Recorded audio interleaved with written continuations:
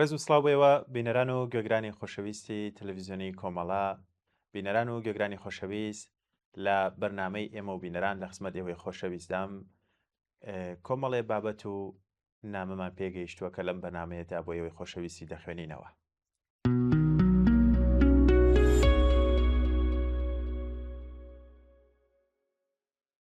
بینەرانی عزیز، لە کاتێکدا کە ئەم بەرنامەی ئامادە دەکەین دەنگۆی نزیکبوونەوەی ئەمریکا و کۆمەڵی ئیسلامی لە ئیمزاکردنی ڕێکەوتنێکی 6 ڕۆژی لە ڕواڵەدا وەکو هەنگاوێک بۆ کەمکردنەوەی ئاڵۆزیەکانی ناوچەکە و کردنەوەی گەڕوی هورمز دەبینرێت. بەپێی زانیاری دزەپێکراوەکان ترامپ لە ژێر گوشاری ئابووری جیهانیدا دەیەوێت لە ڕێگەی سیاسەتی کەمکردنەوەی گوشار لە بەرامبەر هەنگاوی کردداریدا ئاگربڕێک ڕابگەێنێت. هەم کێشەی هورمز چارەسەر بکات و هەم لە بەرامبەردا ئۆکسجینێکی کاتی بداتە ئابووری داڕوخاوی ئێران. کۆماری ئیسلامیش کە لە ژێر گورزە قورسەکانی قەیرانی ناوخۆی و دەرەکیدا ڕێگایەکی تری لە بەردەم نەماوەتەوە. بەڵام پرسیاری بنەڕەتی لێرداوەیە ئایا ئەم ڕێکەوتنە کۆتایی بەشەر دەهێنێتیان تەنیا شێوازی بڵین شەڕەکە دەگۆڕێت. بۆ هەردوو لایەنی شەڕەکە ئەمریکا و ئێران قازانجی سەرەکی لەوەدا نییە کە ئاشتێکی بەرداوام وە سەقامگیری ڕاستەقینە بێتە ئاراوە، بەڵکو قازانجیان لەوەدایە کە سێبەری شەڕ و دۆخی نادیار بەردەوام بەسەر ناوچەکەدا بەگشتی بمێنێتەوە. ئەمریکا مەبەستی دیاریکراوی خۆی هەیە کە لە یەک کەلامدا کۆ دەکرێتەوە، ئەویش قازانج و بەرژەوەندیە کە باسێکی ترە. بەڵام بۆ کۆماری ئیسلامی کە لە هیچ شتێک هێندەی سەر هەڵدانەوەی بزوتنەوە کۆمەڵایەتیەکان ڕاپەڕینی ژنان مانگرتنی کرێکاران و ناڕزایەتی جەماوەریەکان ناترسێت سێبەری شەڕی و نائەمنی پەناگایەکە بۆ ڕوبەڕووبوونەوە لە گەڵ ئەم دۆخە ناوخۆیەیە. حکومەتێک کە توانای وەڵامدانەوەی بە سەرەتایترین پێداویستیەکانی بژێوی خەڵکی نییە، پێویستیەکی حیاتی بۆ دۆخی نائاسایی و مەترسی دەرەکی هەیە تا خۆی ڕاگرێ. ڕاگررتنی سێبەری شەڕ و هێشتنەوەی هێزەکانی ئەمریکا لە ناوچەکەدا باشترین پاساو دەداتە دەست دەسەڵات تا لە کێشەی نان و ئازادی پاس بدات بە پرسی ئاسایشی نەتەوەی. لە ژێر سایەی ئەم دۆخەدا هەر دەنگێکی ناڕزایەتی بە سێخۆڕی و شەڵەژانی دۆخی وڵات لە کاتی شەڕدا تۆمەتبار دەکرێت و دەتوانم بڵێم سەرکوتکردنی بزوتنەوە مەدەنیەکان تونتر دەبێتەوە. بەڵام سەرڕای ویستی کۆماری ئیسلامی تەنانەت ئەگەر ئەم ڕێکەوتنە 6 ڕۆژی ڕوش بدات و تۆپ و درۆنەکان بۆ ماوەیەک بێدەنگ بن، شەڕێکی تر لە ناوخۆی ئێراندا دەست پێ دەکاتەوە کە زۆریش لە شەڕی موشکی واقعتر و چارن و ساستەرە. شەڕی کۆمەلگایە ئەوش. شەڕی کۆمەلگا دژ بە دەسەڵاتی کۆماری ئیسلامی. شەڕ بۆ نان، بۆ کار، بۆ ئاو و کارەبات، دەرمان، موچە و شەڕ بۆ مافی ئازادی. ئەم شەڕە شەڕی هێز ئەمپریالیستیەکان نییە بۆ سەرچاوەکانی وزە، بەڵکو شەڕی ژیان و ئازادیە لە دژی حکومەتێک کە ساڵانێکە ژیان، کەرامەت و ئازادی لە خەڵک سندوێتەوە. کاتێک تۆزی شەڕی دەرەکی دەنیشێتەوە، کۆمەلگات دووبارە ڕوبەڕووی ڕاستیتاڵەکان لە ژیانی خۆیدا دەبێتەوە. هەڵاوسانی بێوێنە گرانی نەبوونی ئازادیە سەرەتایەکان وە سیستەمی سەرکوت، زیندان و شکنجە و سێدارە. دەسەڵات هیچ وەڵامێکی بۆم قەیرانە قوڵانە نییە، بۆیە ڕوبەڕووبوونەوەی ڕاستەقینەی خەڵک و دەسەڵات ناچاریەکی مێژوویە. ئێستا پرسیاری سەرەکیەوەیە چۆن خۆمان بۆ ئەم شەڕە ئامادە بکەین لە کاتێکدا کە ترەمپ و سەرکردەکانی ناوچەکە خەریکی تەلەفۆن و بازرگانین لەسەر چارەنووسی ناوچەکە. چینە چەوساوەکان، کرێکاران و زەحمەتکێشان کە هەمیشە قوربانی یەکەمی هەم شەڕ و هەم گەمارەوە بوریەکان بوون، دەبێت خۆیان بۆ قۆناغی داهاتوو ئامادە بکەن و ڕوبەڕووبوونەوەی دەسەڵاتێک کە دەیەوێت بە ناوی یاساییشەوە درێژە بە چەوسانەوە بدات. پێویستە ئەم هەنگاوانە لە بەرچاو بگرین. ڕێکخستن و دروستکردنی تۆڕی هاوپشتی هەروەک زۆر جاریش باسمان کردووە کە کرێکاران، مامۆستایان، خانشینان و بزوتنەوەی ژنان و خوێندکاران نابێت چاوەڕێی گۆڕانکاری لە دەستی هێزە دەرێکیەکان بن. هێزی ڕاستەقینە لە هێزی یەکگرتووی و ڕێکخراوەی ناوخۆدایە. دروستکردنی کومیتەکانی گەڕک و سندیکە سەربەخۆکان و تۆڕی هاوکاری بنەمای چوونە ناو ئەم شەڕێ. پوچەڵکردنەوەی پرۆپاگەندەی ئەمنی پێویستە هۆشیاری کۆمەڵایەتی بۆ واسە بگات کە نەکەوێتە داوی تەڵەی هاودەنگی لەگەڵ حکومەت دژی دوژمنی دەرەکی. دەبێتەوە ڕوون بێتەوە کە دوژمنی ڕاستەقینەی بژێوی و ئازادی خەڵک خودی ئەو دەسەڵاتەیە کە سامانی وڵاتی لە پێناو مانەوەی خۆیدا خەرج کردو و دەکات. ئامادەکاری بۆ مانگرتن و ناڕزایەتی سەرتاسەری ئەزمموی مانگرتنەکانی ڕابردوو نیشانیدا کە پەکخستنی چرخی ئابووری دەسەڵات کاریگەرترین چەکە لە دەستی زەحمەتکێشاندا. کرێکارانی کەرتی نەوت خاص پترۆکیمیایی و گواستنەوە دەبێت هاو ئاهەنگیەکانیان پەرە پێ بدەن تا لە کاتی پێویستیدا بتوانن گوشاری ڕاستەقینە دروست بکەن. ئەم ئاگربڕینە ئەگەر سەر بگرێت کۆتایی کێشەکان نیە بەڵکو دەستپێکی قۆناغێکی نوێیە کە تێیدا کۆمەلگا دەبێت بڕیار لەسەر داهاتوی خۆی بدات. لێرەدا متمانە بە هێزی ڕێکخراوەی جەماوەر تاکە ڕێگایە بۆ ڕزگاری و بەدیهێنانی ژیان و ئازادی. بەڵێ بینەران ناوبڕێکی کوروەرەگرم و دەستەکەینەوە بە درێژەی بەرنامەکەمان.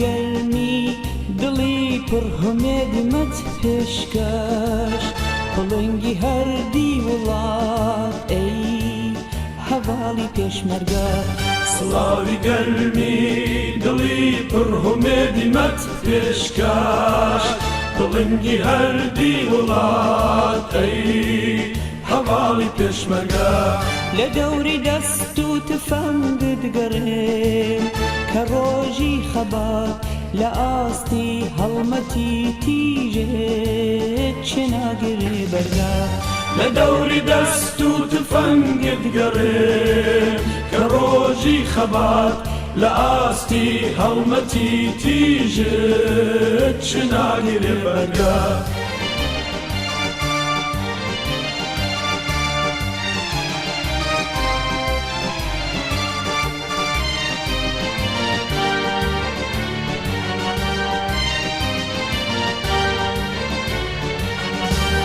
ئەوێستە تۆی لە شەوی تار مۆمی هەڵگیرساو لە نێو دڵی شەوە زەنگە وەکو گڕێک ڕاساو ئەوێستە تۆی لە شەوی تار مۆمی هەڵگیرساو لە نێو دڵی شەوە زەنگە وەکو گڕێک ڕاساو سڵاوی گەرمی دڵی پڕ هەمێدمەت پێشکەش پڵنگی هەردی وڵات ئەی هەواڵی پێشمەرگە سڵاوی گەرمی دڵی پڕ هەمێدمەت پێشکەش پڵنگی هەردی وڵات ئەی هەواڵی پێشمەرگە لە دەوری دەست و تفەنگت گەڕێم کە ڕۆژی خەبات لە ئاستی هەڵمەتی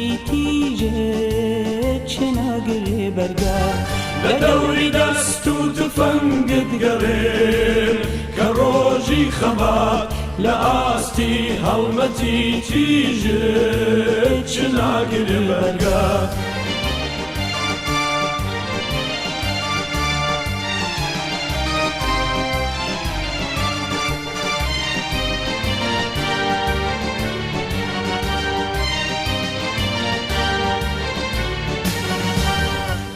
شەکەندووە ئاڵا بەدەستی خاراوت کە ڕەت شەکەندووە ئاڵا بەدەستی خاراوت دەگەی لە کوسپ و بواران بە هەستی پاراوت بە هەستی پاراوت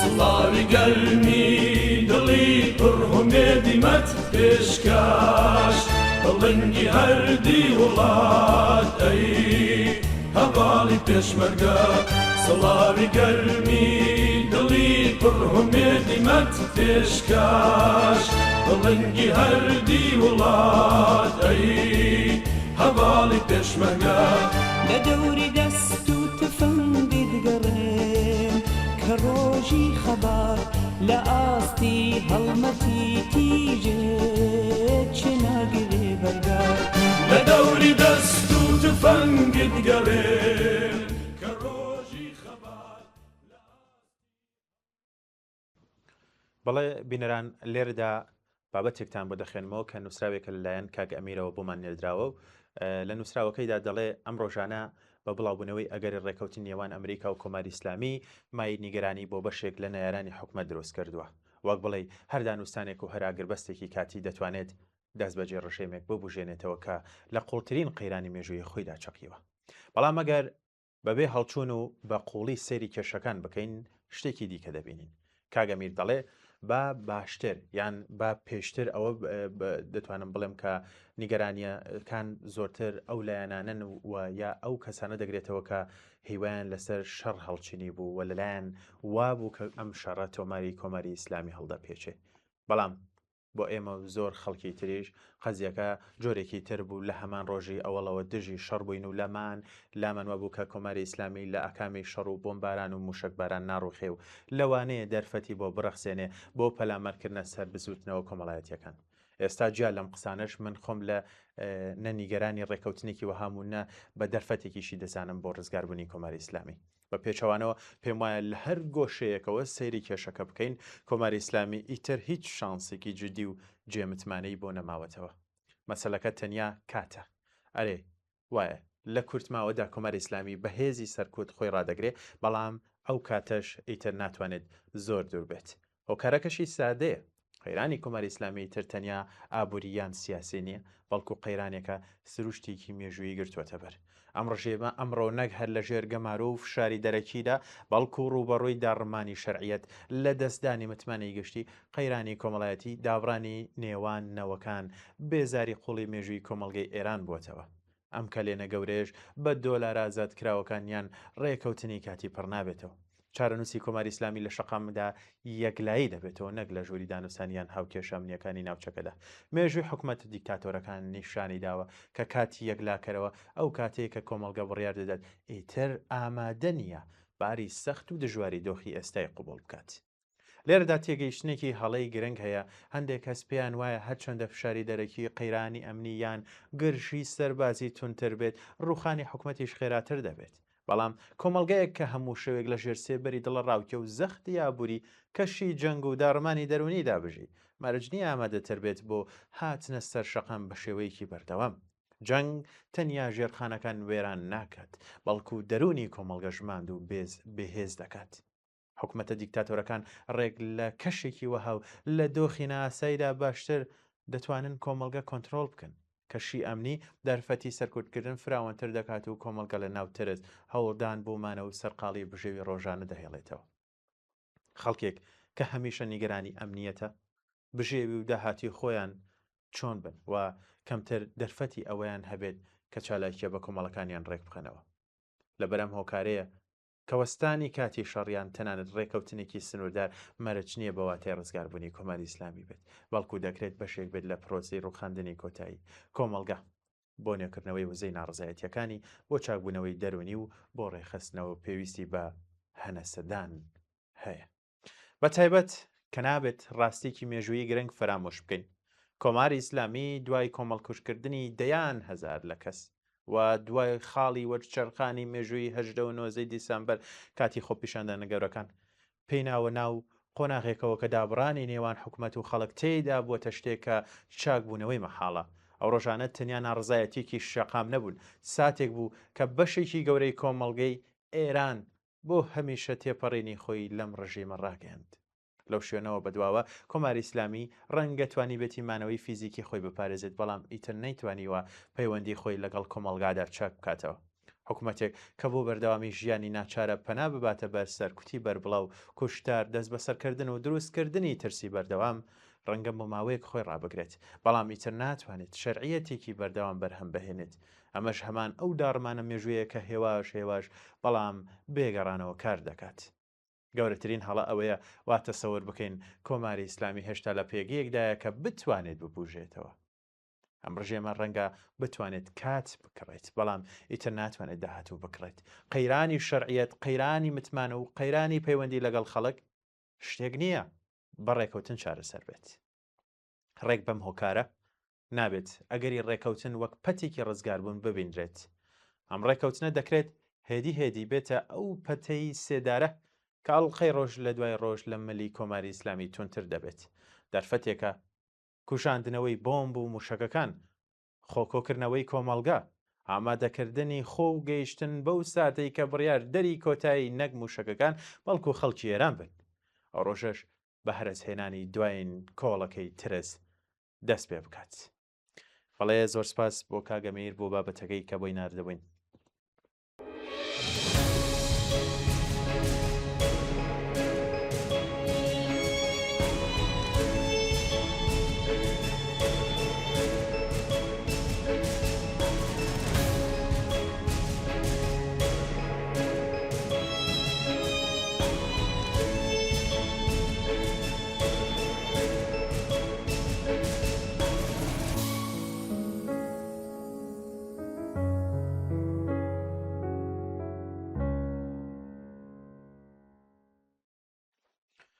بەڵێ بینەران، نامەیەکی دیکەمان پێگەیشتووە لەلایەن کاک سیاوەش کە لە نووسینێکی خۆیدا تیشک دەخاتە سەر لایەنێکی تری شەڕ و گرژیەکانی ئەم دوایانەوە باس لەوە دەکات چۆن کوردستان ڕاکێشاوەتە ناو ململانێ و ڕووداوەکانەوە. ئەمەی خوارەوە کورکراوەی ئەو بابەتەیە کە بەڕێزیان بۆیمان ناردووە و سەرنجشان بۆی ڕادەکێشین. لە کاتی گرژی و پێکدادانی 40 ڕۆژەی نێوان ئێران لەلایەک و ئیسرائیل و ئەمریکا لەلایەکی ترەوە، ناوی کورد بووە سەردێڕی میدیا و ناوەندە سیاسیەکان. دەنگۆی چەکدارکردنی حیزبەکانی ڕۆژهەڵات بۆ چوونە ناو ئێران بووە هۆی ئەوەی سوپای پازاران هێرشی درۆنی بکاتە سەر کەمپی حیزبەکانی ڕۆژهەڵاتی کوردستان لە هەرێمی کوردستان بەتایبەت کە ئەم هێرشانە تاوەکو ئێستاش بەردەوامیان هەیە. ئەم ڕووداوانە وای کرد وێنایەک دروست بێت کە گوایە کوردستان دەبێتە گۆڕەپانی شەڕی بە وەکالەت. ئەم وێنەیەش بۆ هەلایەنێک مانایەکی تایبەتی هەبوو بۆ ئیسرائیل و ئەمریکا، وەک نیشانەیەک بۆ فراوانبوونی بەرەی دژ بە کۆمەری ئیسلامی نیشاندرا. بۆ ڕەوتی دژە شەڕیش بە تایبەتی بەشێک لە چەپەکان وەک پرۆژێکی ئیمپریالیستی و سەهیۆنیستی سیر دەکرا بۆ کۆمەری ئیسلامی دەرفەتێک بوو تا بە هێرشکردنە سەر کوردستان و لایەنە سیاسیەکان لە هەرێمی کوردستان بە پاساوی هاوکاری لەگەڵ دوشمن سیاسەتی سەرکوتی خۆی نیشان بدات و بڵێت هێشتا خاوەندە سەڵاتە. گەرچی بۆ چوون و بڕیارەکان جیاواز بوون، بەڵام چەقی هەموو لێکدانەوەکان تەنیا یەک ناو بوو، ئەویش کوردستان. بۆ درێژەدان بە باسەکە و بۆ ئەوەی بزانین بۆچی دۆخەکە بەم ئاراستەی ڕۆیشت، با باسێکی بابەتێکی تر بکەم کە پەیوەندی ڕاستەوە خۆی بەم پرسەوە هەیە.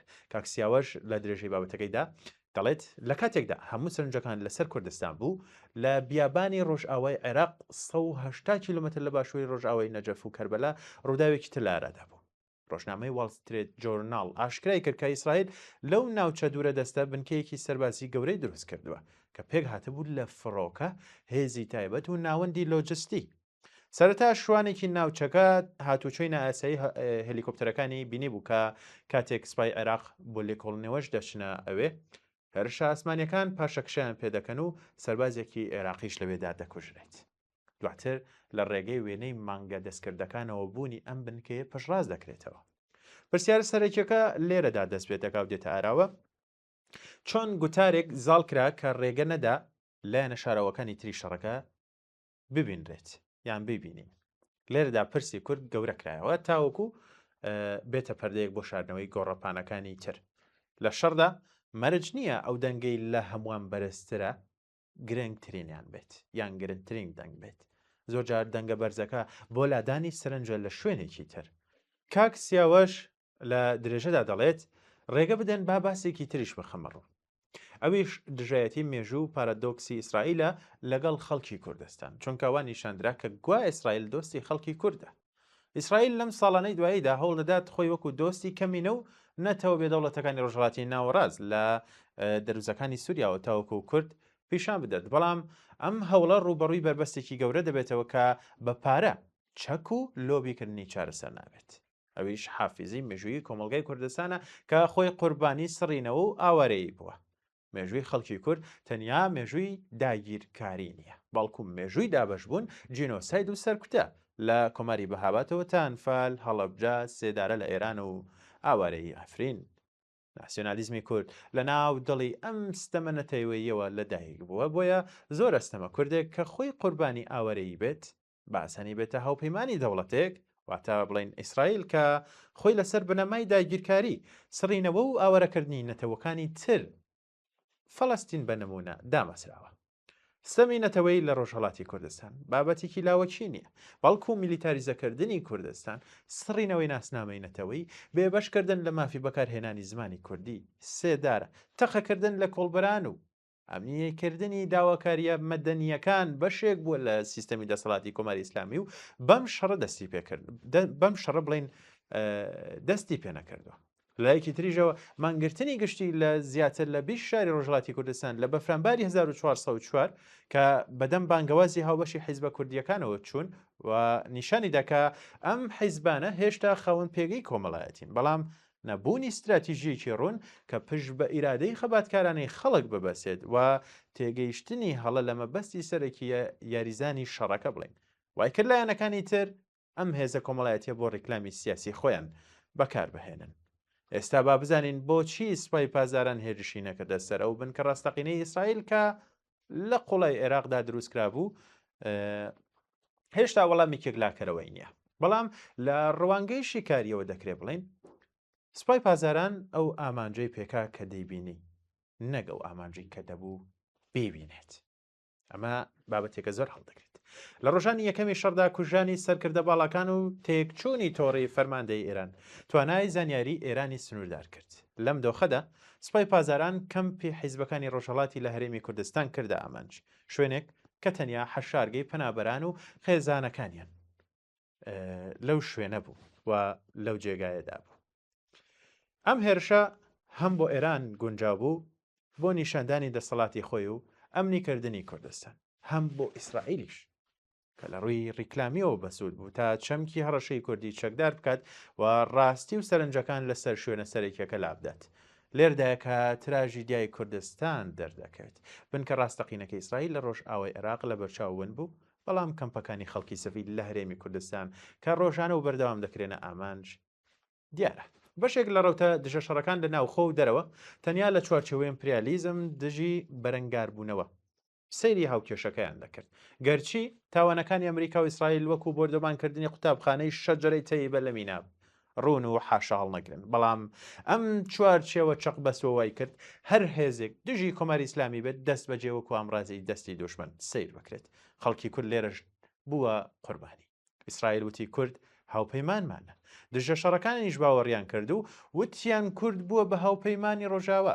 ئەم ڕەوتە یان ئەم ڕەوتانە هاوکێشاڵۆزەکانی ناوچەکەیان نەدەبینی. دژە شەڕبوون کاتێک بە هاوهێزی هەیە کە تەنیا لایەنێک نەبینێت. داکۆکیکردن لە خەڵکی ئێران بەبێ بینینی ئەو پێکهاتانەی وەکو کورد کە ساڵانێکە لە مافەکانیان بێ بەشکراون مرۆڤ لە دەوڵەتی سەرکوتکار نزیک دەکاتەوە. لەلایەکی تریشەوە داکۆکیکردن لە خەڵکی کورد بەبێ ئاگابوون لە مەترسی بەکارهێنانیان لەلایەن زلهێزەکانەوە دەکەوێتە داوی سادەبینیەوە. خەڵکی کورد لەم هاوکێشەیەدا نەفریشتە بوون و نە ئامرازی بێ ئیرادە بەڵکو کۆمەڵگەیەکی زیندوو بریندار و فرڕەهەند بوون کە خاوەنی مێژوویەکی پڕلەستەم حیزبی واقعی ململانێ و هەڵەی سیاسی بوون بن کە سەربازیەکان یان بن کە سەربازیەکان لە بەرچاوون بوون. ئەوەی لەسەرەوە باسمان لێکرد چونکە شەڕتەنیا بە موشک ناکرێت بەڵکو بە گێڕانەوەکان یان ڕیوایەتەکان بڕێوە دەچێت. گەورەترین خاڵی کوێری ئەم شەڕش خودی کوردستان بوو کە هەمووان قسەیان لەسەر دەکرد بەڵام وەک خۆی و ئازارەکانیش نەیان دەبینی.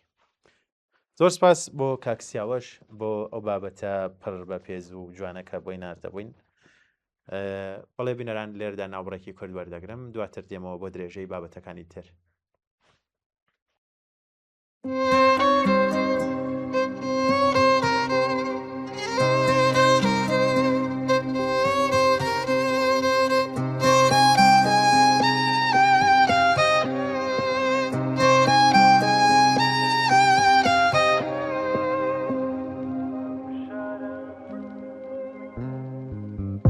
منم شەرم بەهۆی تۆوە لە چاوان ماهاگرتووە بەهۆی تۆوە دەروبەردوو ئاسمانیشم خۆشویستەوە گەر تۆ نەبی گەر تۆ نەبی گەر تۆ نەبی بۆ ساتێکیش شەویتیا ڕۆژ ناکەمەوە بەجێ دێڵم بۆ ئەوانەی داخیاناوە بەدڵمەوە داخیاناوە بەدڵمەوە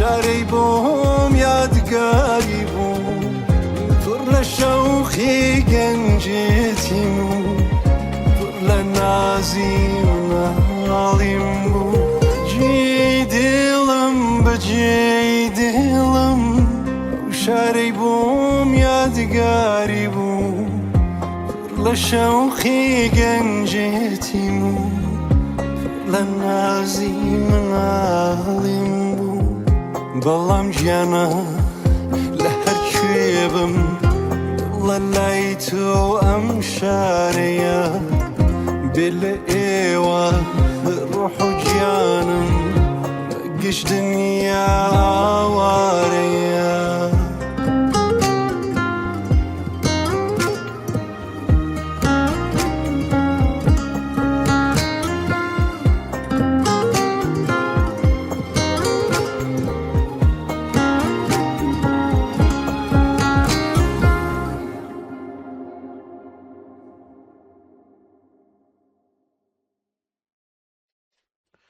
بەڵێ بینەران ئێران لە ئەمڕۆ یان ئەتوانین بڵێن خودی ئەمڕۆ پێناوە تا قۆناغێکەوە کە ئیتر ناتوانێت تەنیا وەکو قەیرانێکی سیاسی ئابووری یاخۆ دیپلۆماسی سیر بکرێت ئەوەی لە ئێستادا خەریکە دروست دەبێت جۆرێکە لە داڕمانی هێواشی بناغەکانی دەوڵەت و ئاسوی داهاتووی وڵاتە داڕمانێ کە لە کەڵەکەبوونی قەیرانەکان نەمانی متمانی گشتی خۆی دەنوێنێت لە ساڵانی ڕابردوودا دەسەڵاتمانەوەی خۆی زیاتر لەسەر بنەمای کۆنتترۆلکردن و بڵاوکردنەوەی ترس لە شەڕی ناوخۆی و سووریابوونی وڵات بنیات ناوە نەک ڕەزامەندی خەڵک بەڵام کێشەی ئەم جۆرە حکومڕانیە ئەوەیە کە ترس لە ماوەی درێژخایەندا کاریگەری نامێنێت کۆمەڵگەیەک کە ساڵانێکە بەدەست هەڵاوسان گەندەڵی سیستەماتیک و فشاری دەرونیەوە دەناڵێنێت دەگاتە خاڵێک کە دۆخی هەنووکەیشی پێ ناسەقام گیر و وێرانکەرە چەند خاڵێکی گرنگ لە ئاسی بزوتنەوە کۆمەڵایەتیەکان دەهەن کە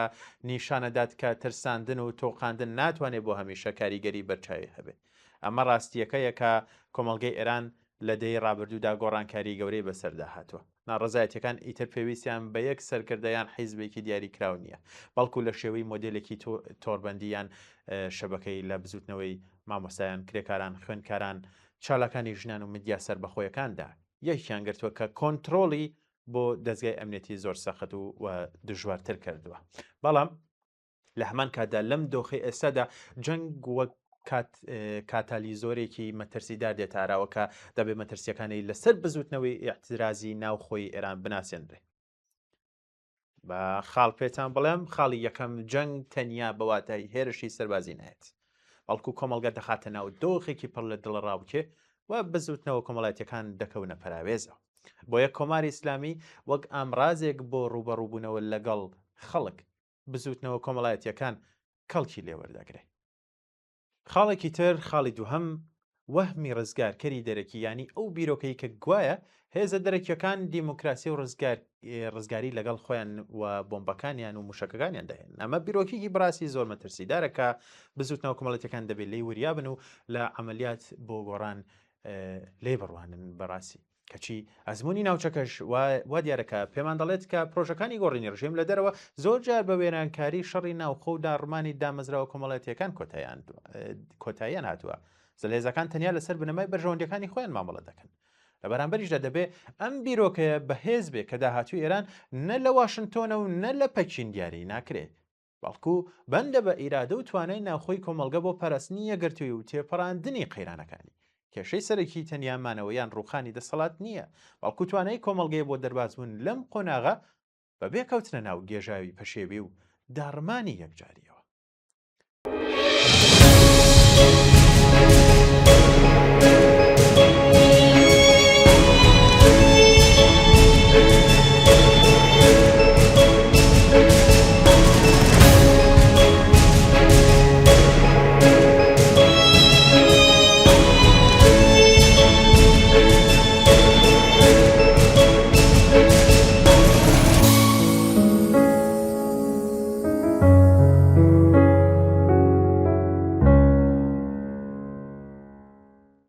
بەڵێ بینەران لێردا دەچینە سەر نامەیەکی تر کە لەلایەن کاک بەهزادەوە بمان نێردراوە. کاک بەهزاد شین لە بەشێک لە نووسراویەکی خۆیدا کە بۆمان ناردووە دەڵێت ڕاستە کە کۆمەڵگا بەگشتی زیان دیتووە ماندوون لە سیاسەتەکانی دەسەڵاتدارانی ئێران. ڕاستە کە پشتی کۆمەڵگە و خەڵک لە ماوەی نزیک نیو سەدەدا هیچ نەبووەوە نییە جگە لە پاڵنانی گەنجان و دەرچوانی زانکۆکان بەرەو ڕیزی بێکاران، قوڵبوونەوەی هەژاری، زیادبوونی ژمارەی منداڵانی سەرشەقام بەهۆی بێتوانایی دایک وە باوکان لە دابینکردنی پێداویستیەکانی ژیان، پێشێلکردنی مافە سەرەتاییەکان، دەستگیرکردن، ئەشکەنجەدان و لە سێدارەدانی نەیاران. بەڵام هەموومانە بە واتای پەسەندکردنی لە شکرکێشی هەڵگیرساندن و خۆشکردنی ئاگری شەڕە کۆنەپەرستانە و سەپێنراوەکان بەسەر خەڵکی برینداری ئێراندا نییە.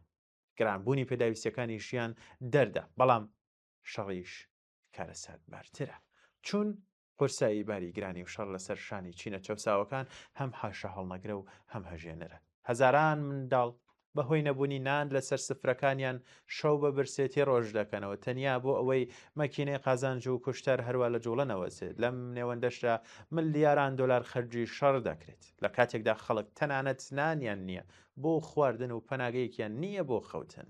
بەم پێەیە ئەوڕەوتەوەکو ڕەزا پەهلەوی کە پێداگری لەسەر بەردەوامی شەڕەوێرانکەرەکان دەکەن. باجی ئەم پێداگریە نەک لە گیان و ماڵی خۆیان بەڵکو لە گیان و بژێوی و داهاتوی خەڵک دەدەن. ئاشکرا بووەکەم کەس ولایەنانە نە لە ڕووی تیۆری و نە لە ڕووی کردداریەوە هیچ هاودەردی و گونجانێکیان لەگەڵ ئەم دۆخەدا نییە کە ئێستا بەسەر خەڵکدا سەپێنراوە. گرانی برسێتی و نەهامەتیەکانی دەرئەنجامی شەڕ لە ئەقڵی کارکەوتوو و لە دەری ئەوانەوە لە دیدی ئەوانەوە هیچ جێگەیەکی نییە. خەم و کێشەی ئەوان نە کۆمەڵگایەکی دوور لە شەڕ و نە دابەشکردنی دادپەروەرانەی سامانە لە نێوان بەرهەمهێنەر ڕاستەقینەکاندا، بەڵکو مەبەستیان بەشداریکردن لە دام و دەستگاکانی حکوومەت و دەوڵەت، هەروەها خزمەتکاری زیاترە بۆ زرهێزەکان و هەوپەیمانەکانیان. ئەم سیاسەت و کردارانە لە دژایەتێکی تەواودایە لەگەڵ بەرژەوەندی و خواستە پێشێلکراوەکانی خەڵک و گەنجاندا. چارەسەر گۆڕینی سیستەمی هەنووکەیی و جێگیرکردنەوەیەتی بە پێکهاتەیە کە بەشەوەندەکانی بەرهەمهێنەر سەرەکیەکانی کۆمەڵگە بە تایبەتی چینی کرێکار دابین و مسۆگەر بکات. تەنیان لە پێگاتەیەکی وەهادایە کە خەڵک لە خەمی دابینکردنی پێداویستی سەرەکیەکانی ژیان ڕزگاریان دەبێت و کۆمەڵگەش لە شەڕەوێرانکەرەکان پارێزراو دەبێت.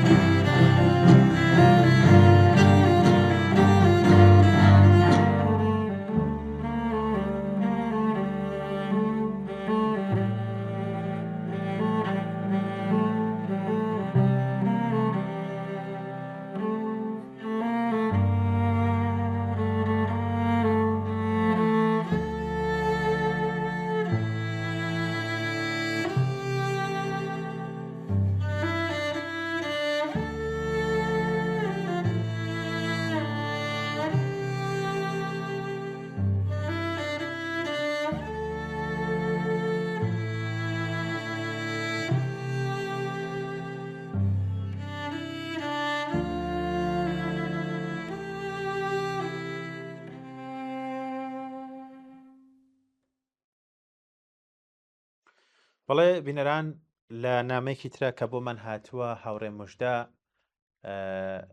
دەڵێت حکوومەتی ئێران تەنانەت لەو ڕۆژانەدا کە سێبەری هێرشی سەربازی ئەمریکا و ئیسرائیل بەسەر ناوچەکەیدا دەسوڕێتەوە لە کاتێکدا کاڵاوسان خێراتین دەرئەنجامی ئەو جەنگە بوو کە 40 ڕۆژی خایەن دەست لە سیاسەتە ئابوووریە ماڵوێرانکەرەکانی هەڵناگرێت لە نوێترین بڕیاریدا بەرهەمە شیریەکان بە شێوەیەکی فەرمی جارێکی تر گران دەبن لە سەرەتای مانگی جۆزەردانەوە نرخی فەرمی شیر لە 29 زیاد دەکات محەممەد فەربەد وتەبێژی ئەنجومەنی پیشەسازیەکانی بەرهەمە شیریەکانی ئێران لە سی گوڵانی 1405 هەتاوی هەتا 20 یاری 2026 زاینی هاوکات لەگەڵ ڕاگەاندنی ئەم هەواڵە وتی کە لەسەر ئەم بنەمایە نرخی بەرهەمە شیریەکان لە 100 زیاد دەکات ناوبراو هۆکاری زیادبوونی نرخی بەرهەمە شیریەکانی لە سەرەتای ساڵدا بۆ ئەم خاڵانە گێڕانەوە زیادبوونی 45 تا 60% موچە و حەقدەست زیادبوونی تێچووی گواستنەوە و پێداویستیەکانی بەستەرەکردن و بەرزبوونەوەی نرخی وزە و درا ئەو هەروەهاوتی بەهۆی زیادبوونی بەرچاوی نرخی کەرەستەکانی بەرهەمێنان و هۆکارە کاریگەریەکانی دیکە گۆڕانکاریەکانی نرخی بەرهەمە شیریەکان لە سەرەتای ساڵی 1405 تەنها لە ئاسی گۆڕانی تێچووی بەرهەمهێناندا بووە بەڵام لە بیری چوو یان وەک هەر کاربەدەستێکی حکومی نەیویست هۆی سەرەکی زیادبوونی نرخی پێداویستیەکانی ژیانی ڕۆژانە لەوانە شیرەمێنی کە دەسەڵاتی گەندەڵی کۆمەری ئیسلامیە باس بکات دەسەڵاتێک کە لە پێناومانەوەی خۆیدا شەڕێکی ماڵوێرانکەری بەسەر خەڵکی ئێراندا سەپاند دەرەر حاڵ دڕۆژ پێشەوەی وتەبێژی ئەنجومەنی پیشەسازی شیرەمەنی بە فەرمی زیادبوونی نرخی شیری خاو ڕابگەێنێت میدیاکان ئێران باسییان لە زیادبوونی بەرچاوی نرخی بەرهەمە شیریەکان کردهبوو بە پێم راپۆرتانە یەک بوتڵ شیری پڕچەبەی 950 ملی بە لایەنی کەم و 7,800 تمەنە بێگومان هەندێک لە بەرهەمهێنەران هەمان کاڵا بە 124,900 تمەن پێشکەش دەکەن زیادبوونی نرخی شیری خاو و بەرهەمە شیریەکان لە ساڵانی ڕابردوودا ڕێژەی بەکارهێنانی بەرهەمە شیریەکانی بۆ هەر تاکێک کەم کردوێتەوە وتەبێژی ئەنجومەنەکە وتی مەزەندە دەکرێت لا بردننی ئەرستەجریحی بووێتە هۆی کەمبوونەوەی لە 15 بەکارهێنانی تاکە کەسی و هیوای خواست دوای زیادبوون لە 120 نرخەکان کەمبوونەوەی بەکارهێنانی تاکە کەسی دووبارە ڕوونەداتەوە بەم جۆرە نرخی شیری خاو بە بەراورد بە ساڵی 1400 هێندە زیادی کردووە کە ئەمەش زۆر زیاتر لە ڕێژەی زیادبوونی حەقدەستەکان لانی کەمی حەقدەستەکان لە باشترین حاڵەدا 6 هێندە زیادیان کردو و لە ئاستەکانی تری داهاتیشدا ڕێژەی گەشەکە تەنانەت لەم ژمارەیەش کەمترە بەڵام مەوادی خۆراکی جگەل لە کرێخان و پێداویستەکانی تر هەر کامە چەندین بەرابەر زیادیان کردووە کە ئەم زیادبوونە هیچ لە واقعەکە ناگۆڕێ ئەم بۆشایی نێوان داهات و تێچووی خێزانەکان بووەتە هۆی کەمبوونەوەی بەرهەمێنانی بەرهەمە شیریەکان هەروەها ئاژانسی هەواڵی خوێندکارانی ئێران لە 22 سەرماوەزی 1404دا لە راپۆرتێکدا لە زاری دامەزراوە حکوومیەکانەوە نووسیوەتی بەکارهێنانی ساڵانەی بەرهەمە شیریەکان بۆ هەر تاکێک لە ئێراندا لە نزیکەی 130 کیلۆگرام لە ساڵی 1389 هەتاویدا بۆ نزیکەی 55 کیلۆگرام لە ساڵانی ڕابردوودا دابەزیەوە واتە دابەزینێکی 58% لە هەمان کادا وەزارەتی تەندروستی و میدیا پسپۆڕیەکانی بواری تەندروستی دەڵێن ئێرانیەکان ئێستا نزیکەی 90 کیلۆگرام کەمتر لە ستانداردی جیهانی بەرهەمە شیریەکان بەکاردەهێنن کەمبوونەوەی بەکارهێنانی بەرهەمە شیریەکان یەکێک لە هۆکارەکانی نەخۆشیەکانی ئێسکە کە تەنانەت داڕێژەرانی سیاسەتی حکوومەتیش هۆشداریان لەسەرداوە بەڵام ئەم هۆشداریانە تا ئێستا بشگوێ خراون و نەیانتوانیوە ڕێگری لە ئازادکردنی نرخەکان بکەن حکوومەتی ئێران لە بودجەی 1405دا نرخی ئەرزی تەرجیحی بۆ هاوردەکردنی دەرمان و کاڵاکان بەرز کردەوە و هاوکات بودجەی دراوەکەی کەم کردەوە دەرئەنجامی ئەم بڕیارە لە سەرەتای ساڵی 1450 تاویدا هەڵاوسانی گەورەی زیاتر لە 90% کەرەستە خۆراکیەکان بوو کە پێشبینی دەکرێتیش لە مانگەکانی داهاتوودا هێشتا گەورەتر ببێت.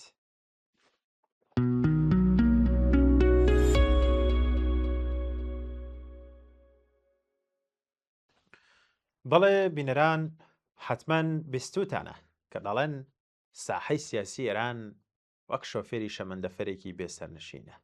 ڕۆژنامەی نیویۆرک تایمز بانگەشەی کردووە بژاردەی ئیسرائیل بۆ قۆناغی پاشخامنەیی محمود ئەحمەدی نژاد بووە.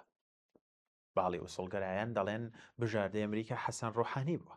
ترەمپیش دەڵێت محەممەدێک واتە محەممەد باقر قالیباف لە پشتپەردەوە لەگەڵیدا لە پەیوەندیدا بووە لە ئەنگرانی بلۆکی ڕۆژهەڵات پێیان وایە لاریجانی بژاردەی بەریتانیا بوو هەر بۆیە سراوەتەوە ڕۆژاوایەکانی ژوا دەبینن کە مشتەبە خەمەنەی بژاردەی رووسایە و ئێستا لە غەیبەتی سەغرادایە خاوەنی سەرەکی وڵاتەکەش کە 1000 ساڵە لە غەیبەتی کەبرادایە لەو لاشەوە شازادە ڕەزا پەهلەوی لەم وڵات بۆ وڵات دەگەڕێت بەڵکو دەرگایەکی لێ بکرێتەوە و بیبەنە ناو ئەو کایەوە کایەک کە شێواوە و هەرکەس بە هەرکەسە کە مەپەرسلێ لەم ناوەندەدا هەموو شتێک لە تەمومشدا جگە لە یەک خاڵی ڕوون کە مەلا شازادە و سەرانی سوپا هەموو پێکەوە بەر نەفرەتی گشتی کەوتون ئەوانەی لە بازنەی دەسەڵاتەوە نزیکن ساڵانێکە لە دەستی غەیب دەپاڕێنەوە تا لە قۆڵی مبارەکی بێتە دەرێ و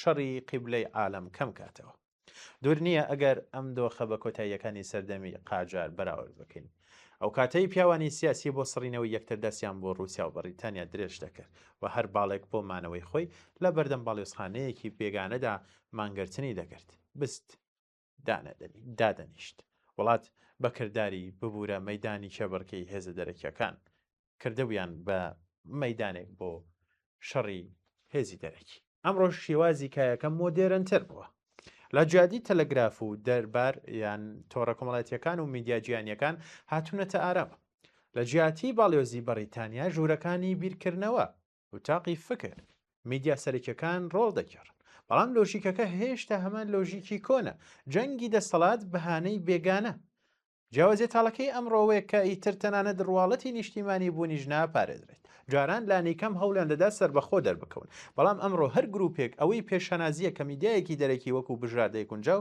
بیناسێنێتێ و یەکێک بە پاڵپشتی میدیای ڕۆژاوایی حزب شەرعیەت دەکات ئەوی تر بە نزیکبوونەوەی لە رووسیا و چین سێمیشان بە چرپەمنیەکانی ناوچەکە و یەکی دیکە بە هیوای تەل ئەبیبەوەیە وەک بڵێ سەرچاوی شەرعیەت ئیتر نەک خەڵک بەڵکو ئاسی گرنگیدانی هێزە دەرەکیەکان بەوان لە نێوان ئەم هەرا هەنگامە بۆ دەسەڵاتێک کە هەمووان دەڵێن بێ خەڵک هیچ نییە خەڵک جێگایەکی نییە و ئەوەی لەم هەموو شتێک لەم بینەدا هەموو شتێک ڕۆنتر بۆتەوە نەگڕاستی و دروستی ئەم بانگەشانە بەڵکو داڕمانی متمانەی گەشتیە ئێستا قەیرانی شەرعەتیش بووەتە پاژنەی ئاشیل خاڵی لاوازی کوشندا بۆ هەموو داواکارەکانی دەسەڵات ئەوانی تر ناتوانن بۆ گرتنی قەڵای دەسەڵات پشت بە متمانەی خەڵک ببەسن هەرچەندە گوتنی خەڵک و نمای شەخیابانیەکان هێشتا وەک وێردی سەر زمان و ڕازەوەی میدیایەکان ماوەتەوە قەیرانی سەرەکی کۆمەلگای ئەمڕۆی ئێمە تەنها قەیرانی سیاست نییە بەڵکو قەیرانی متمانێ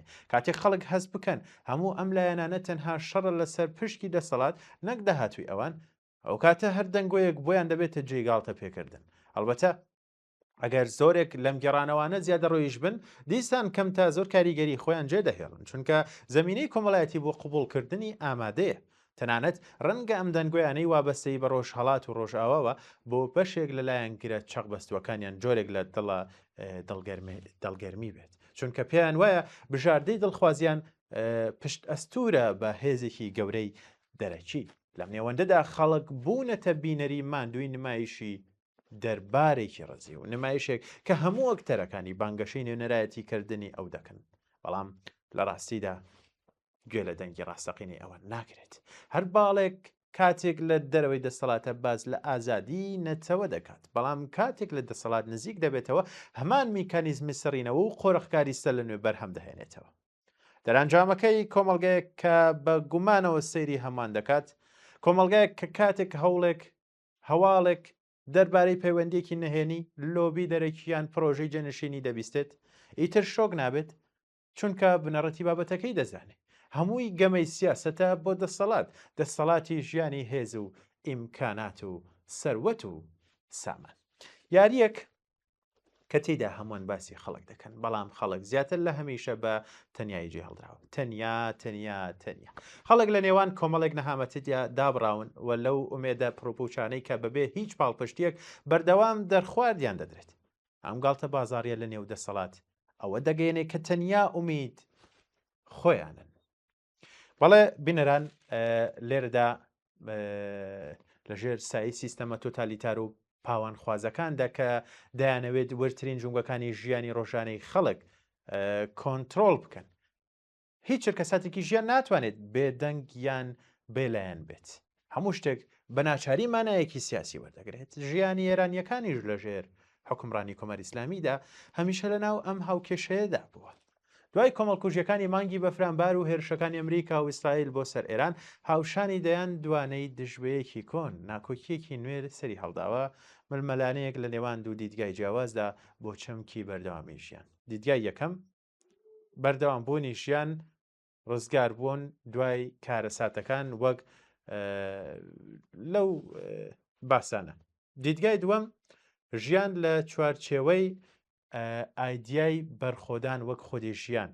ئایدیای بەرخۆدان ژیانە. پێی وایە بەرگری تەنیا کاردانەوەیکی سیاسی کاتی نییە، بەڵکو باشیەکە لە ناسنامە کەرامەت و سەلماندنی بوونی مرۆڤ. کاتێک دەسەڵات دەیەوێت شێوازی ژیانت بۆ دیاری بکاتەوەی تر خودی ژیانی ئازاد هۆشیاری سربەخۆ دەبێتە فۆرمێکی قوڵ لە بەخەبات دژی سیستەمی زەڵ. ئەمە ڕێک ئەو تێڕوانی کە بزوتنەوەی مەدەنی و دژە دیکتاتۆریەکان پشتی پێدەبەستن. ئەو بزوتنەوەی کە تەنیا ئامانجیان گۆڕینی کورسی دەسەڵات نییە، بەڵکو دەیانەوێت کللتور و پەیوەندیە کۆمەڵایەتیەکانیش بگۆڕن. وەک دەوترێت لەکوێ دەسەڵات دەبێت بەرگریش لەوێ. سیاسەتی مۆدێرن بووە بەڕێوەبردننی ژیان. دەوڵەتەکان دەیانەوێت جەستەکان کۆنتترۆل بکەن و بڕیار بدەن کێ چۆن بژی و کێ چۆن بمرێت. لێرەدا بەرخۆدان ئیتر تەنیا و پۆزیسیۆنی کلاسیک نییە، بەڵکو بەرگریکردنە لە ئەگەریمانەوەی کەرامەت، جەستە و ئازادی. مرۆڤەکان تەنانەت لە ژێر تونترین ستەمیشدا بە تەواوی بێدەسەڵات نین. هەمیشە دەرفەتی بەرگری کللتوری و ئەخلاقی هەیە. دەسەڵاتەکان تەنیا پشت بە پۆلیس و سوپان نابەستن، بەڵکو لە ڕێگەی قوتابخانە، میدیا، ئاین، کللتور و تەنانەت سەلەبریتیەکانیشەوە خەڵق قایل دەکەن کە سیستەمی باو شتێکی سروشتی و ئاساییە. کەواتە ئەگەر دەسەڵات لە ناو کرۆکی ژیانی ڕۆژانەدا جێگیر بێت، دەبێت بەرگریش لە هەمان ئازدا فۆرم بگرێت. لێردا دەتوانین باس لە دوو جۆر جەنگ بکەین. جەنگی مانۆڕ کە هێرشی ڕاستەخۆ ڕوبەڕوویە بۆ سەر دەسەڵات. جەنگی پێگە کە بریتە لە بنیاتنانی هێواش و لەسەر خۆی کللتور و هۆشیاری لە ناو کۆمەڵگەدا. ئەمە ڕێگە و شوێنەیە کە ژیانی ڕۆژانە تێیدا دەبێتە پرسێکی سیاسی، دروشمی ناسراوی ڕەشبینی عەقڵ، گەشتبینی ئیرادە. ئاماژەیە بۆ ئەمە. ڕەنگە هەلومەرجەکە زۆر تاریک و بێئومێدکەر بێت، بەڵام مرۆڤی خاوەن ئیرادە هەرگیز لە کردار و بەرگریکردن ناوەستێت. بەڵام پرسیارە سەختەکەش لێرەوە دەست پێ دەکات. سنووری نێوان ژیان وەک بەرخۆدان و ئاساییکردنەوەی خراپەکاری لەکوێدا؟ کردنەوەی لاپەڕەیەکی بازرگانی لە ئینستاگرام، چوونە کافێ و خواردنەوەی قاوە، سیرکردنی یاری تۆپی پێ، یان گۆرانی وتن لە شەقامەکاندا. ئەم سنوورە کێشی دەکات. ئەمە ئاڵۆزترین گرێ کوێرەی ژیانە لە ژێر سای حکمی تۆتالیتاریدا. گەورەترین مەترسی ئەوەیە کە مرۆڤەکان بۆ بەردەوامیدان بە ژیانی کاتی خۆیان هێواش توانای دادوەری ئەخلاقیان لە دەست بدەن و لەلایەن ئاسایی بێت کە ستەم هەیە. دۆخێک کە فەیلسوفەکان بە بێبایەخی خراپەکاری ناوزەندی دەکەن. بەڵام خاڵی گرنگ ئەوەیە کە هەر ژیانێکی ڕۆژانە لە ناو دیکتاتۆریدا مەرج نییە بەمانەی تەسلیم بوون بەم بێبایەخیە بێت. پێوەرەکە لێرەدا تەنیا یەک شتە: ئایا ژیانی ڕۆژانەی تۆ هێشتا توانای دادوەری، جیاکاری و بڵێن نەخێر گوتنی پاراستووە، یان بە تەواوی لە ناو ستەمی دەسەڵاتدا تواوەتەوە؟ مرۆڤەکان دەبێت کار بکەن، خۆشەویستی بکەن، منداڵ پەروەردە بکەن، پێ بکەن و بژین. ڕێک وەگەوەی ڤیکتۆر فرانکل لە کتێبی مرۆڤ لە گەڕان بە دوای مانادا نیشانی دەدات کە چۆن مرۆڤ تەنانەت لە ناو کەمپەکانی مردنی نازیشدا دەتوانێت مانایەک بۆ ژیان بدۆزێتەوە. کێشەکە تەنیا یەک پرسیارە: ئایا ئەم ژیانە بە نرخی پاساودان و ئاساییکردنەوەی ستەم بەڕێوە دەچێت یان نا؟ ژیان کاتێک بەرخۆدانە کە مرۆڤ هێشتا هێزی دادوەری هەبێ. ئاساییکردنەوەی خراپەکاری کاتێکە کە مرۆڤ تەنیا خۆی بێەوە. دەسەڵاتی تۆتالیتار تەنیا جەستەکان سەرکەوت ناکات، بەڵکو دەیەوێت توانای بیرکردنەوە و دادوەری ئەخلاقی لەناو ببات. دەیەوێت مرۆڤەکان بگۆڕێت بۆ بوونەوەرێکی تر لە خۆیان نەپرسن: ئایا ئەم کارەی دەیکەم ڕاستە؟ ڕێک لە بەرەم هۆکارەیە کە بزوتنەوە مەدەنیەکان هێندە جەخت لەسەر زیندوو هێشتنەوەی ناوی قوربانیەکان، پرسە گێڕانەوەی ڕاستیەکان و پاراستنی هاوپشتی مرۆڤەکان یان مرۆڤانە دەکەنەوە. ئەمانە تەنیا هاوسۆزێکی سادەنین بەڵکو خەباتێکی پێداگرانە و زیندون بۆ ئەوەی ڕێگە نەدەن خراپەکاری وستەم بێتە دۆخێکی یاسایی و دۆخێکی ڕۆژانە.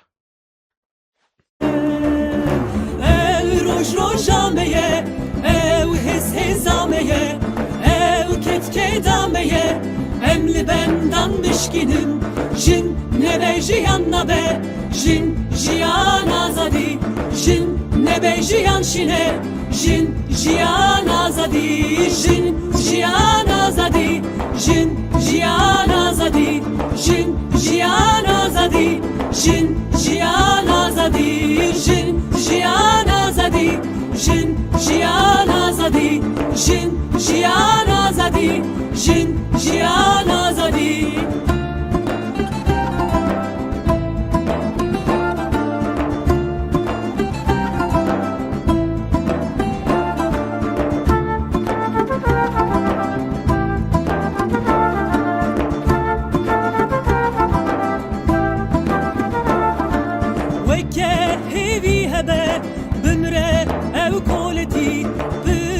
گیری هەبێ توجارنا بە بندستی ئەم بە هەورە بژین ژن ژیان ئازادی ئەم بە هەورە بقیرن ژن ژیان ئازادی ئەو ڕۆژ ڕۆژامەیە ئەو هێز هێزامەیە ئەو کێتکێدامەیە ئەم لە بەندان بشکێنن ژن نەبێ ژیان نەبێ ژن ژیان ئازادی ژن نەبێ ژیان شینێ ژن ژیان ئازادی ژن ژیان ئازادی ژن ژیان ئازادی ژن ژیان ئازادی ژن ژیان ئازادی ژن ژیان ئازادی ژن ژیان ئازادی ژن ژیان ئازادی ژن ژیان ئازادی ژن ژیان ئازادی ژن ژیان ئازادی ژن ژیان ئازادی ژن ژیان ئازادی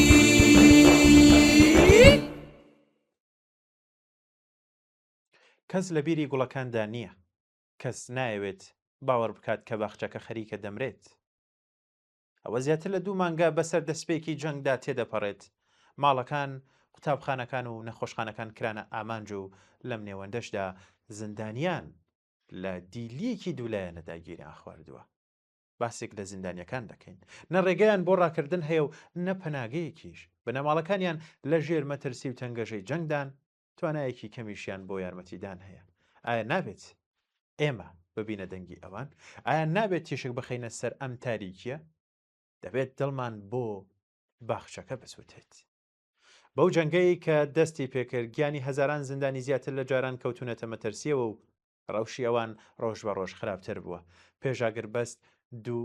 پێش بڵێن ئاگر بەسە 2 هەفتەیەکەی کە لە نێوان حکوومەتی کۆماری ئیسلامی و ئەمریکا ڕاگەێنرا هێزە سەربازیەکانی ئیسرائیل و ئەمریکا هێرشگەلێکی بەربڵاویان بۆ سەر شار و گوندە جیاوازەکانی ئێران دەست پێ کرد لە زۆرێک لە شارەکاندا زیندانیەکان لە نزیکیان تەنانەت لە ناوەندی بنکەکانی سوپای پازاران هەڵهاتون و هەر ئەمەش زیندانیەکانی بەسەختی خستە بووە بەرمەتەرسی هێرشە فڕۆکە جەنگیەکان و موشەکەکانی ئەمریکا و ئیسرائیل سوپای ئیسرائیل پێشتریش نیشانی داوە کە توانای بامەنجگرتنی زیندانەکانی هەیە هەروەک چۆن لە شەڕی 12 ڕۆژەی زیندانی ئەڤینی کردە ئامانجی هێرشەکانی سەرباری مەترسی ڕاستەوخۆکانی هێرشی سەربازی ئەمریکا و ئیسرائیلیش جەنگ و کۆکردنەوەی هێزەکانی پۆلیس و سوپا پێشکەشکردنی خزمەتگوزاریە سەرەکیەکانی بۆ دابینکردنی خۆراک و خزمەتگوزاریە تەندروستیەکانی زیندانیانیش پەکی خستەوە و زیاتر لەوەش زیندانیان بەتایبەت زیندانیانی سیاسی باوەڕ بە بیر و باوەڕ ڕوبەڕووی مەترسی لە سێدارەدان یان شێوازەکانی دیکەی مامەڵەی خراپ لەلایەن هێزە سەرکوتکارەکانی کۆمەری ئیسلامی وەردەبنەوە حکوومەتێک کە لە کاتە قێرانەوەیەکانیدا چەندین جار هەڕەشەی ئەوەی کردووە کە بە تۆمەتی خیانەت تۆڵە لە زیندانیەکانی سیاسی دەکاتەوە بۆ نمونە لە ساڵی 1970 زاینی دوای کۆتایی هاتنی جەنگی 8 ساڵە لەگەڵ حکوومەتی عێراق کۆماری ئیسلامی نزیکەی 5,000 زیندانی سیاسی لە زیندانەکانی ئێران لە سێدارەدا کارەساتێکی لەم شێوەیە ئەگەری هەیە جارێکی تریش دووبارە ببێتەوە تا ئەمڕۆ کۆماری ئیسلامی ئێران چەندین زیندانی سیاسی لە سێدارەداوە هەرچەندە ئامارێکی وردیش لەسەر لە سێدارەدانەکان بەهۆی نەبوونی شەفافیەتەوە لە بەردەستدانیە بارودۆخەکە بە تایبەتی لە سێ گەورەترین ناوەندی دەست بە سەرکردن لە تاران کە لە گەورەترین زیندانەکانی ئێرانی شەژمار دەکرێن زۆر سامناکە زیندانی ڤین زیندانی خزل حەسار و زیندانی تارانی گەورە ناسراو بە فەشافویە ئەم سێ زیندانە سەدان زیندانی بیر و باوەڕ و سیاسیان لە خۆ گرتووە ئەوانەی کە کاروباری سیاسی و فکرێتی سیاسی جیاوازیان بووە نیگەرانی بنەماڵی زیندانیەکانیش ڕوو لە زیادبوونە چاوپێکەوتنە هەفتایەکانیان بە بیانووی جەنگ پەک خراوە و زۆرێکیش لە بنەماڵەکان لە ڕەوشی ئازیزانیان بێ ئاگا ماونەتەوە هەروەها لە ماوەیەک هەندێک لە زیندانیان سیاسیەکانی زیندانیە ڤین گواستراونەتەوە بۆ شوێنەکانی دیکە لەوانە زیندانی فەشافویە و شوێنێک کە تەنانەت پێش دەستپێکردنی جەنگیش بەهۆی قەرەباڵغی لە ڕادەبەدەری ئەو زیندانە نەبوونی ئاوی خواردنەوەی پاک و بارودۆخی نەشێوی تەندروستیەوە دۆخێکی کارەساتباری بەڕاستی هەبوو لە سەرەتای ئێران لە سەرتاسەری ئێران لە زیندانیا ڤینەوە بگرێتاوەکو دەگاتە دەست بە سەرگەکانی مەریوان سنە و ورمێ و چەندین شاری تریش زیندانیان لە بازنەی جەنگ و سەرکوتی دەوڵەتی داگیریان خواردووە ڕژێم نەدەتوانێت زیندانیان لە دۆخی کاسایی و مرۆییدا بهێڵێتەوە نە ئامادەشە ئازادیان بکات لە کاتێکدا کە بە پێی ڕێنماییەکی ئەنجومەنی باڵای دادوەری ئێران لە کانونی دووەمی 1986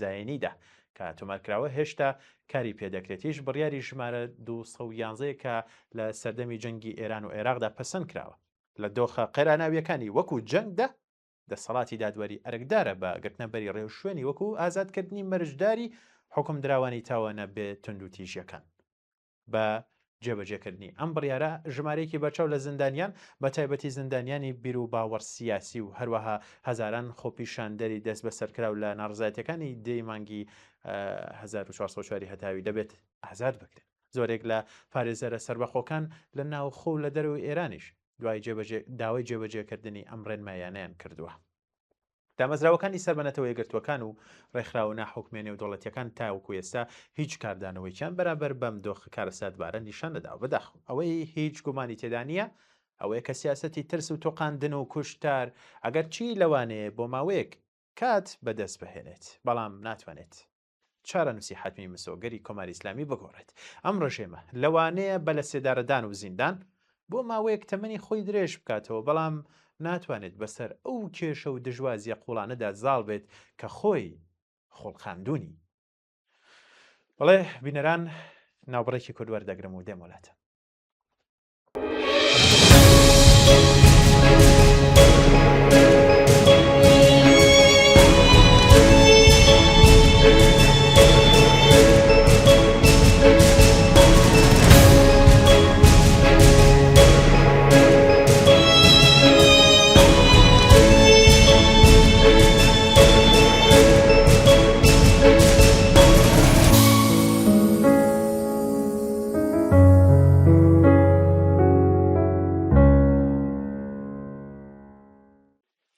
بەڵێ بینەران نامەیەکمان پێگەیشتووە بۆ بەرنامەی ئێمە و بینەران لەلایەن هاوڕێ مهریەوە لە نووسراوەیەکیدا دەڵێت لەو جەنگە وێرانکەرە لە هەردوو لایەنی ململانەکە کە تا سەر ئێسقان نوقمەی گەندەڵێن خەڵکی ئێران و ناوچەکەیان یان ئێرانیان خستۆتە ژێر سەختترین ئەشکەنجەی مێژوویەوە ئەنجامی ئەم هاوکێشەیە بۆ خەڵک ڕوونە ئاو نییە نان نییە دەرمان خان و کارەبا ئینتەرنێت و موچە نییە ئەوەی هەیە تەنیا سێت دارە و بۆمبە لەم سۆنگەیەوە کە براوەی سەربازی ئەم جەنگە ئەولانەیە کە بەچەکی مۆدێرنتر پڕچەکراوە و ماڵی خۆیشی لە گۆڕەپانی شەڕەکە دوورە لە بەرامبەریشدا دەسەڵاتدارانی کۆمەری ئیسلامی ساڵانێکە کۆشک و ژمارەی بانکی و مافی نیشتە جێبوونی هەمەشەی خێزانەکانیان لە دەرەوەی وڵات جێگیر کردووە لێرەدا دۆڕاوی ڕاستەقینە و بێپەنا تەنیا خەڵکی ئێرانە بۆیە ڕاگررتنی ئەم جەنگە دەبێت بێتە یەکەمین و لە پێشترین بەرنامەی هەر ئێرانیەک بۆ ڕزگارکردنی گەل ئەمڕۆ لای هەمووان ڕوونە کە 400 کیلۆ ئێرانوەمی پیتێنرا و کە لە بازاڕی سیاسەدا زۆر گرنگترە لە 400 کیلۆ ئەڵماس ئەمە ئێرانیۆمە تەنیا مادەیەکی کیمیایی نییە بەڵکو تێچووی نیو سەدە نەهامەتی هەژاری برسێتیە کە کۆمەری ئیسلامی بەسەر خەڵکی ئێراندا هێناوێتی ئەم سەرمایە دزراوە ئێستا لە شێوەی ئێرانمی پیتێنراودا لە دەستی سوپای حوجەتیەدا و تەنیا چاوەڕێی ڕێکەوتن و ڕادستکردن واتە ڕادستکردنیان دەکات بە ئەمەڵەیەک کە پاڵپشتیکارانی دەسەڵات سەرسەختانە دەیانەوێت لە بەرچاو گشتی بیشارنەوە. ئەم کۆگا ئەتۆمیە گەورەترین بەڵگەی نیو سەدە دۆڕانی نەتەوەی ئێرانە لە ژێر سایەی حکومڕانیەکدا کە ژێرخانی وڵاتی کردووەتە قوربانی پرۆژە نادیموکراتیەکانی خۆی. ئەگەر دۆخەکە بەم شێوەیە بەردەوام بێت داهاتووی ئەم نەتەوەیە جگەل لە نەقمبوون لە ناو هەژاری ڕەهاو نەماندا هیچ شتێکی تر نابێت. بەڵام کلیلەکە لە دەستی خۆماندایە وەک لە نینیش دەڵێت هەموو شتێک بێجگە لە دەسەڵات فێڵ و هەڵخەڵەتان دنە. کاتێک هاوار و دەنگی ئێمە دەگاتە گوێ جیهان و دەبێتە خاوەن بڕیار کە بتوانێت لە ناو ڕێخستنی ئەگەرت و سەرتاسەریدا بەهێز و ئیرادەوە بێنە مەیدانەکەەوە تا پشکی خۆمان لە دەسەڵات و چارەنووسی خۆمان وەربگرینەوە. گەرنا مێژوو بەزەی بەکەزان نایەتەوە و جگە لە نەهامەتی و حەسرەت چاوەڕوانی هیچ شتێکی ترمان لێ ناکرێت. کاتیەوە هاتووە کە چاوەڕوانی تەڵەی بێگانە یان بەڵێنی درۆی دەسەڵات نەبین بەڵکو و هێزی یەگرتووی خۆمان بکەینە چکی ڕزگاری.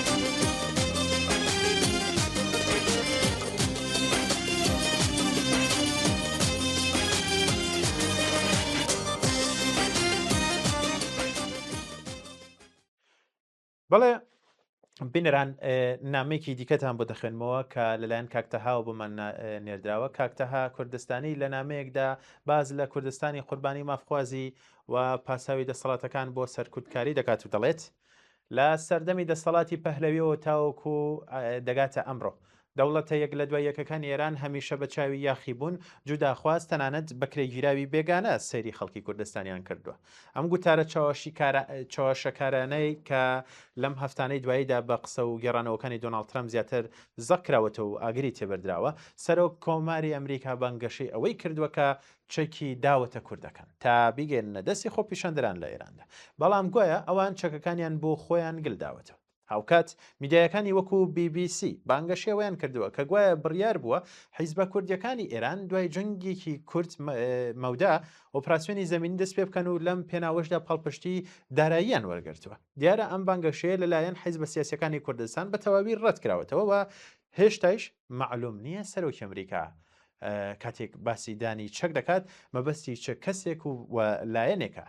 بەڵام ئێمە باوادا بنین ئەم قسە و لێدوانانەی ترەمپ ڕاستن، بەڵام پرسیارە بنەڕەتێکە لێرەداوێ چۆن دەکرێت تەنیا بە پشتبەستن بە ڕووداوێک یان بانگەشەی لایەنێکی دەرەکی حکمی جوداخواز بوون ئەوەژ و ئاژاوەگێڕی و تێکدانی ئاسایش بەسەر نەتەوەیەکی چەندین ملیۆنیدا بسەپێنرێت. واقعە حاشا هەڵنەگرەکە ئەوەیە کە گەلی کوردستان تەنیا و تەنیا لەسەر پێداگری لەسەر مافە سەرەتایی و مرۆیەکانیەتی کە کەوتۆتە بەرهێرش و پەلاماری بەردەوام کاتێک حکومەتێک لە دابینکردنی خۆشگوزەرانی دادپەروەری و یەکسانی شکست دەهێنێت مۆرکی جوداخواز بوون دەبێتە کاریگەرترین و ئاسانترین ئامڕاز بۆ پاسەوهێنانەوە بۆ سەرکوتکاریەکانی و پەردە پۆشکردنی شکستەکانی خۆی. لەم چوارچێوەیەدا کێشەکە لە داواکاریەکی مافی مەدەنیەوە دەگۆڕدرێت بۆ پیلانی بێگانە. ئەمە شواتە پشتگوێ خستنی گەشە پێدان و مافی هاوڵاتیی بوون بە بیانووی پاراستنی ئاسایش. کێشەی کورد لە ئێران نە کێشەیەکی سەربازیە و نە تەنیا کێشەیەکی سیاسیشە، بەڵکو پێش هەر شتێک کێشەیەکی مافپەروەرانە و مەعریفەیە تا ئەو کاتەی بە چای ناوچەیەکی ئەمنیەتی یان هەڕەشە سەیری کوردستان بکرێت ئەم ڕەشبینی و سەرکوتکاریە بەردەوام دەبێت تا کاتێ یان تاکی کورد دەبێت خۆی بە خاوەن ماڵ بزانێت و مافی ئەوەی هەبێت بەبێ ئەوەی بە بێگانە لە قەڵم بدرێت ڕەخنە لە پێکهاتی دەسەڵات بگرێت و داوای مافەزەوت کراوەکانی خۆی بکات. بەشێک لەم ڕەشبینەی کە لە ناو کۆمەڵگەی غیرە کووردا بەرامبەر بە کورد دروستکراوە دەرئەنجامی نەبوونی گێڕانەوەیکی دروستە. کاتێک میدیایەکانی تەنیا وێنەی چەک شاخ و تونند و تیژی لە کوردستان پیشان دەدەن ئاساییەکە ترس جێگەی لێک تێگەیشتن بگرێتەوە. وێنەی ڕاستەقینەی کوردستان لەوێژە مۆسیقا، عیرفان و ژیانی ئاشتیانە و پێکەوە ژیانی خەڵکیدا بەرجەستەیەکە بە ئەنقەست پەراوێز خراون. کوردەکان زیاتر لەوەی بەدوای کێشانی سنووری جوگرافی نوێوە بن بەدوای سڕینەوەی سنوورەکانی مافی هاوڵاتی بوون و کۆتایی هێنان بە جیاوازیەکانن. دوژمنێکی داتەشەو بۆ مانەوەی دەسەڵات لە کۆتاییدا گەرەکمە ئەوە بێژم جێی سەر سۆرمانە کە تەنیا لەسەر بنەمای قسەی سەرۆک کۆمارێکی بێگانە حکومێکی وا قورسوتون بە سەنەتەوەیەکی مافخوازە بدرێت. ئەم دیاردەیەش زیاتر لەوەی دەربڕی نیەتی خەڵکی کورد بێت نیشاندەری لاوازی پەیوەندی نیشتیمانیە لە پێکهاتەی حکومڕانیدا. دەبێت لە خۆمان بپرسین ئەگەر سبەینە هەموو حیزبە کوردیەکانیش هەڵبۆشێنرێنەوە ئایا تێڕوانینی ئەمنیەتی و چەکدارانەی تاران بەرامبەر سنە مەهاباد بۆکان و کرماشان دەگۆڕێت یان پێگاتەی سیاسی بۆ پاراستنی کۆنتترۆلی خۆی و پاساوهێنانەوە بۆ دۆخی چەق بەستوی وڵات هەمیشە پێویستی بە بەرهەمهێنانەوەی دوژمنێکی ناوخۆیی هەیە بە ناوی کورد.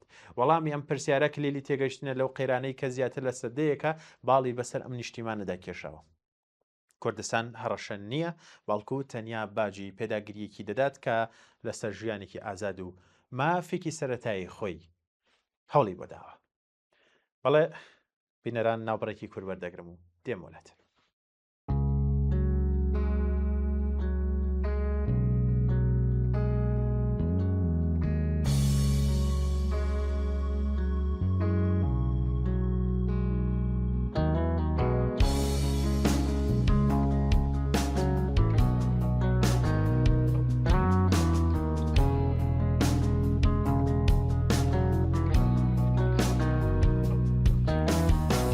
ڕەنگی ژین و پێشی نادات هەروەری ناچێ لە یادم آدمی من بوو لە تێنان هەر هەوڵەدەم بێکارێکم من لە ژێری حکمی ناداد پەروەری و بەشخۆران وا دەیڵێمەوە دەنگ هەڵبڕن بەرنەوە شەقامەکان مەشمێنەتی نابێ ئەبەد ژینمان پڕکار بە ڕەنج کێشان بۆ شکۆی چەلادەکان ئەی هەوڕیانی ڕەنجی دەران بێنەوە مەیدانی خوێنخان ئێمە هەموو بۆ یەکتری دەبینە هێز و پشتیوان دەنگ هەڵبڕن وەرنەوە شەقامەکان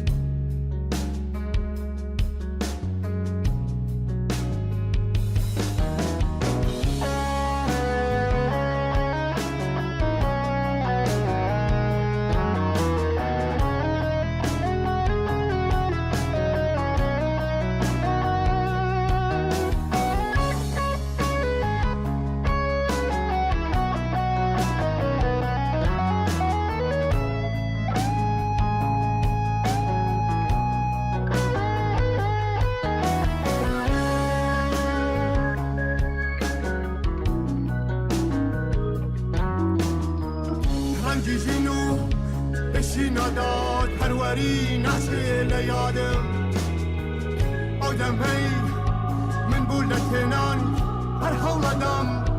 هەر هەوڵەدەم بێکارێکم من لە ژێری حکمی ناداد پەروەری و بەشخۆران وا دەیڵێمەوە دەنگ هەڵبڕن وەرنەوە شەقامەکان کۆڵیشانمان ناڕووهێنێ ورەی بەرز و مافی ڕوونمان ئەودەمەی دەمانەوێ ڕووکەینە و شەقامەکان ڕۆژێگارێک هەمردن شانازی و کۆڵنەدان بۆ تەڕەتی سووری خیاوان و شوێنەکان دەنگ هەڵبڕن وەرنەوە شەقامەکان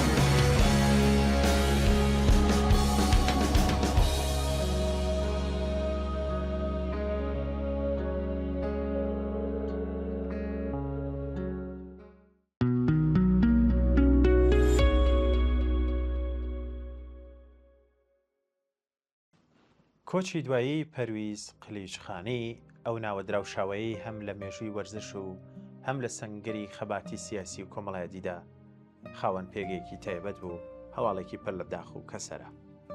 کۆمەڵگەی وەرزشی ڕووناکبیری و ئازادیخوازی ئێران و ناوچەکە یەکێک لە ناوەزەترین و بە ئەمەکترین کارکتەرەکانی خۆی لەدەستدا.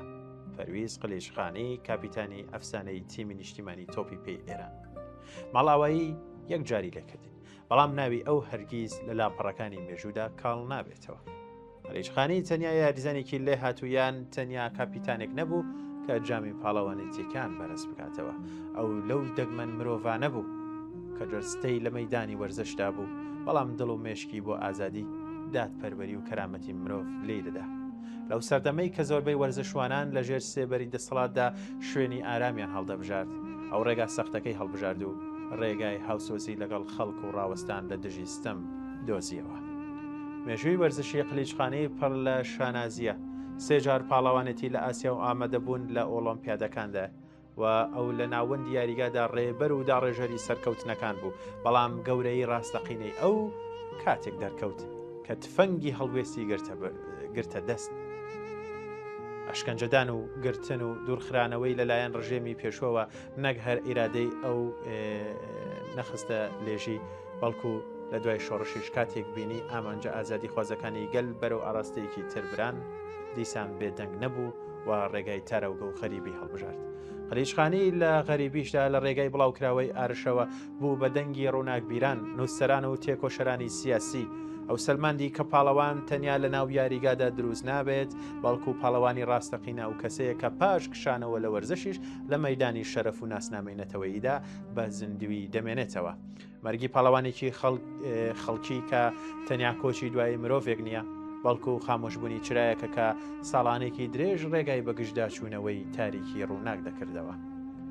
پەروێز قلێچخانی لە کاتێکدا کۆچی دوایی کرد کە هێشتا وڵاتەکەی تینووی ئازادی و دادپەروەریە، ئەو ئازادی کە ئەو تەمەنێک خەباتی بۆ کرد و غەریبی لە پێناودا دەچەشت، یاد و ناوی وەک هێمایەکی دراوشاوە لە یەکگرتنی وەرزش و بە هەڵوێستبوون لە دڵی هەموو ئازادی خوازێکدا بە زیندوی دەمێنێتەوە و یادی بەرز و پیرۆز بێ. سەری ڕێز و نەوازش لە ئاستی مێژووی پەرلە شانازی و هەڵوێستی مرۆیی و سیاسی پەروێز قەلیچخانی دانەدەنەوێنین و ڕێگای بەردەوام و یادی هەمیشە زیندووە و زیندوو دەبێت.